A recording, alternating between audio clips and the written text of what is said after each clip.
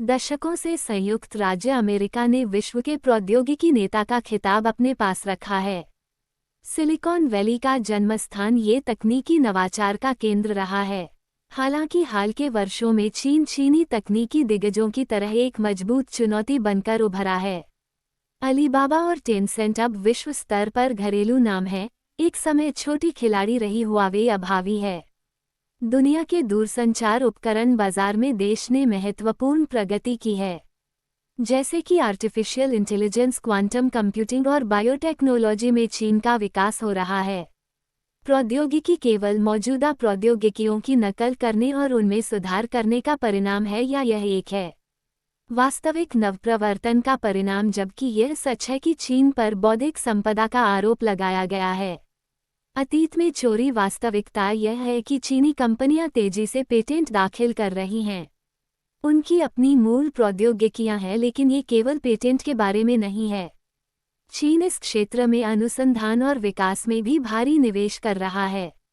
अब ये संयुक्त राज्य अमेरिका के बाद दूसरे स्थान पर है। ये निवेश चीन निर्माण के साथ लाभदायक हो रहा है। वैश्विक वैज्ञानिक अनुसंधान में महत्वपूर्ण योगदान, लेकिन अन्य देशों के बारे में क्या? खैर, जबकि चीन की तकनीकी वृद्धि प्रभावशाली रही है, ये खेल देशों में एकमात्र खिलाड़ी नहीं है। जापान की तरह दक्षिण कोरिया और जर्मनी में भी मजबूत तकनीकी क्षेत्र हैं, लेकिन इन देशों के पास है एक अलग फोकस। जापान, उदाहरण के लिए, रोबोटिक्स में विश्व में अग्रणी है, जबकि दक्षिण कोरिया अपने उन्नत के लिए जाना जाता है। दूसरी ओर, सेमीकंडक्टर उद्योग, जर्मनी ऑटोमोटिव प्रौद्योगिकी में एक पावरहाउस है। और फिर रूस एक समय सोवियत काल के दौरान विज्ञान और प्रौद्योगिकी में महाशक्ति था। अर्थशास्त्रियों का सुझाव है कि रूस हाल के वर्षों में नवाचार में स्थिरता का सामना कर रहा है। यूक्रेन में चल रहे युद्ध ने रूस की अर्थव्यवस्था पर नकारात्मक प्रभाव डाला है, जिससे मंदी आ गई है। उत्पादकता और नवाचार के परिणामस्वरूप रूस आर्थिक रूप से चीन पर अधिक निर्भर हो गया है। वैश्विक तकनीकी परिदृश्य में चीन की स्थिति और मजबूत हो रही है, जिससे चीन दुनिया का नेतृत्व कर रहा है।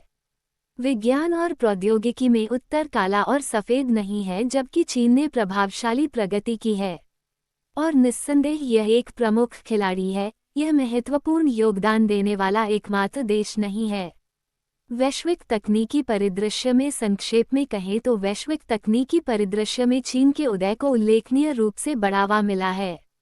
हालांकि अनुसंधान और विकास में भारी निवेश और मूल नवाचार की ओर बदलाव से संयुक्त राज्य अमेरिका, जापान और चीन जैसे अन्य देश भी ऐसी स्थिति में हैं जहां वे मजबूत हैं।